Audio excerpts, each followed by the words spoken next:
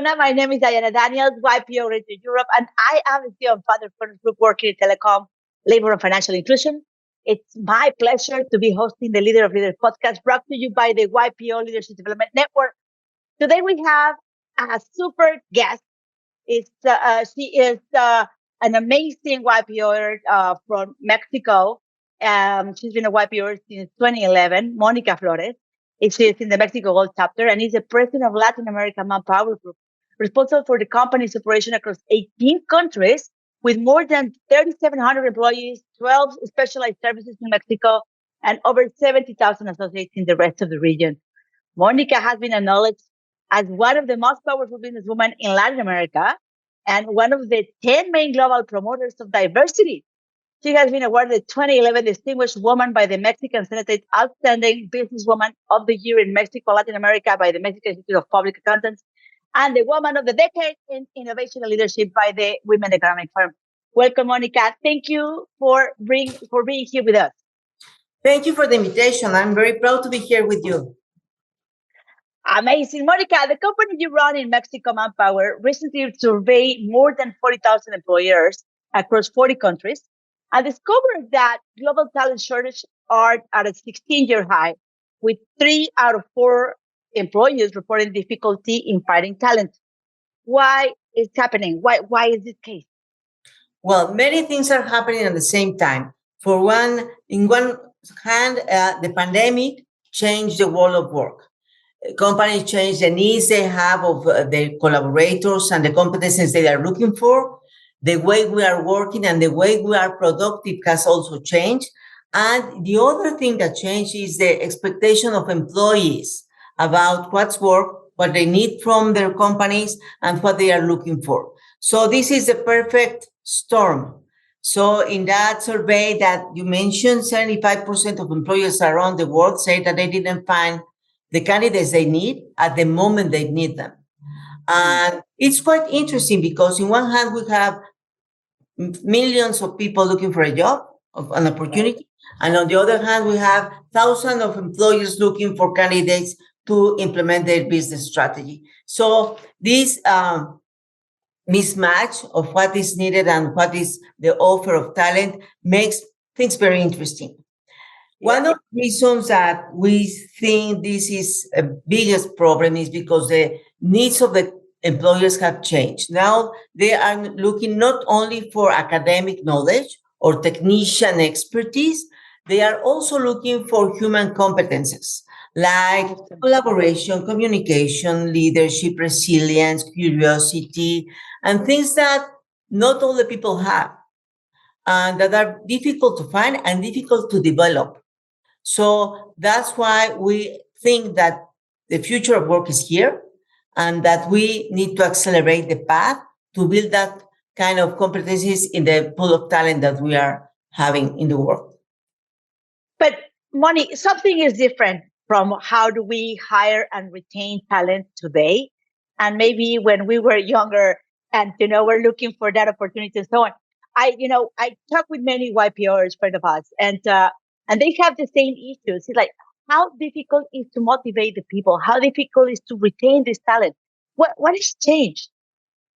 Many things, everything, I can say. Not many things, everything has changed. On one hand, the expectation of people of what a work is has changed. On the other hand, the expectation of the companies of what they need from their collaborators has changed. Because you don't need a transactional relationship. Nobody wants that.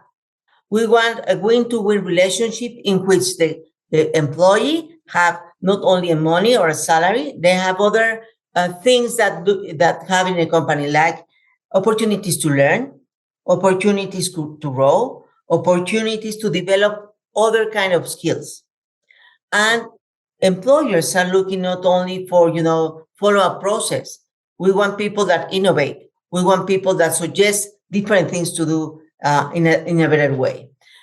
The other thing that is impacting this mismatch between what they are looking for and what we are giving them is that especially young people have a different point of view of what job means. They are not looking for a career path of 20 years in the same company, waiting for some kind of late price. No, they want to learn, they want to move, they want fun, they want to work with extraordinary people, they want leaders that inspire them, that build trust, and that help them to be a better person, not a better employee, a better person. I like that. Yeah, and what happens is that the leaders at pre-pandemic time, most of them have a different point of view. They are bosses, not leaders. Right. People are looking for a purpose in the job, a purpose in the company. They are looking for human touch, not only results, financials, and things like that. And the main challenge that we see in the company is that leaders that has been successful are the main challenge because they don't want to change. They don't see the need to change. And now we need different things from a leader, like Mm. resilience, of course, emotional intelligence, empathy, curiosity, and of course, the ability to inspire people to do different things. Mm. I see that. So thinking about this, like we want a world with leaders, not with bosses. What should leaders should include in their talent strategy to ensure the best chance of finding and retaining the best talent? Well, the first thing is to really analyze the competencies that they have. If you think you're a leader, evaluate yourself. Are you really a leader in the 21st century, or you were Mm. a good leader in the 20th century? Important. Are you really ready to say, I don't know all the answers?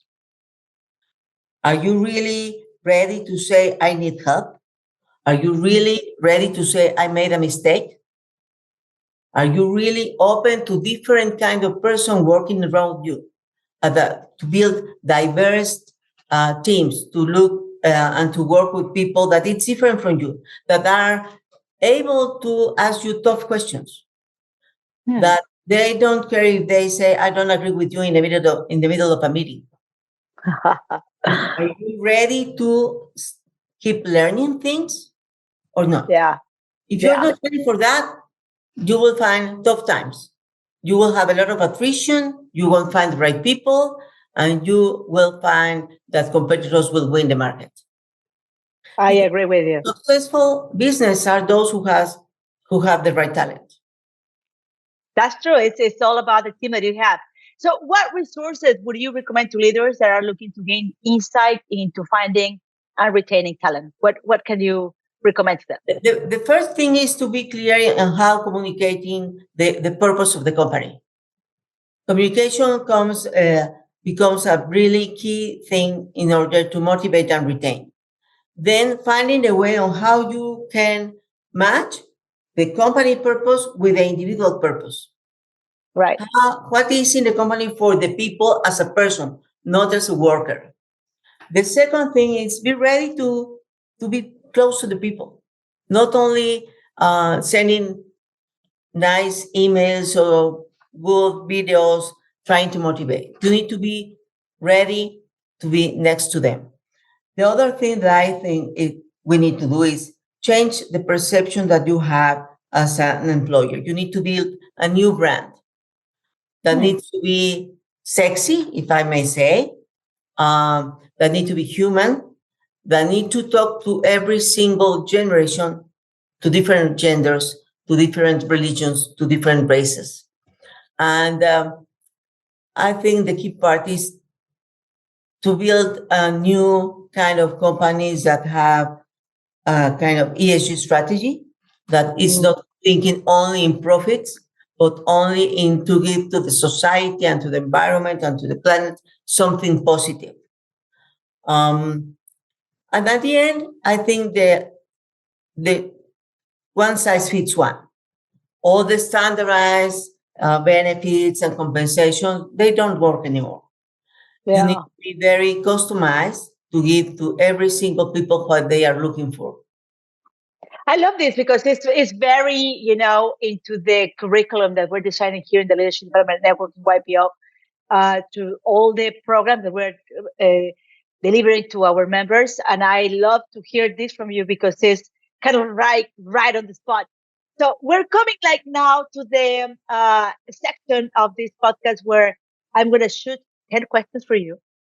And 10. I want you, yes, 10, 10, 10. But this rapid fire questions.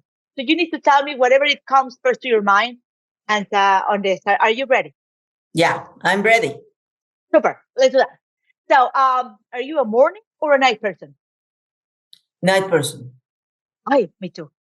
What is the best compliment you have ever received? That I inspire people. Ah, that's very good. You do. You certainly do. What is the most important thing you've learned in your career, Monica? That I don't know everything and I need to keep learning. Very good. So remember when you were 6 years old?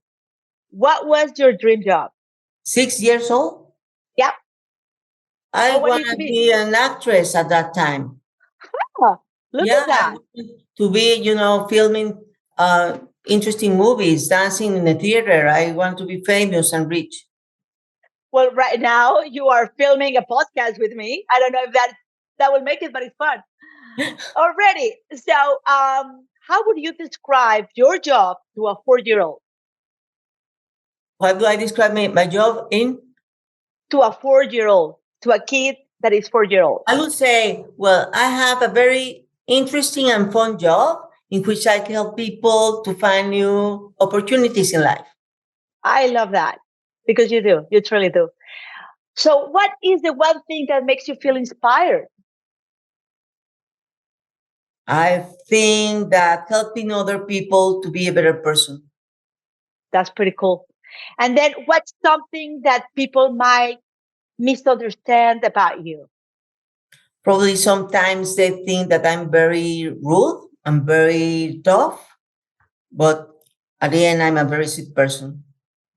You are. We're direct. We both are, these Latina direct people. So sometimes people might misunderstand that. I agree with you.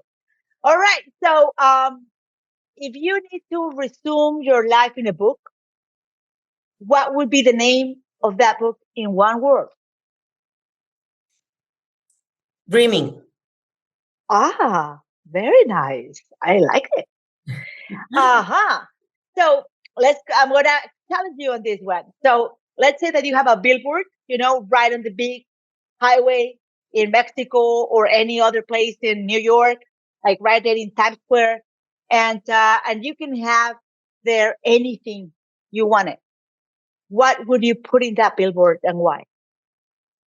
I would say everything is possible, but you need to work for that. I like that too. All right, last question. If you could turn back the time and talk to your 18-year-old self, what would you tell her? Enjoy the road. Everything Enjoy it. it's easier than you think. Hi, Monica, that is so, so nice. I'm so grateful that you are able to come with us in this podcast. Thank you for sharing all your wisdom. I appreciate your presence today in Thank you for the our podcast. invitation. I really enjoy these kind of interviews. It was very quick. It was quick but powerful, and I appreciate your time. Thank you, Monica, for being with us. And for the rest of you and our audience, thank you for listening in Spotify or Apple Podcast. And if you're watching us over the YPO source or our YouTube channel, I want to invite you to all the next episodes of Leaders podcast. My name is Diana Daniels. I will be happy to be with you once more next time. Stay tuned. See you soon. Ciao.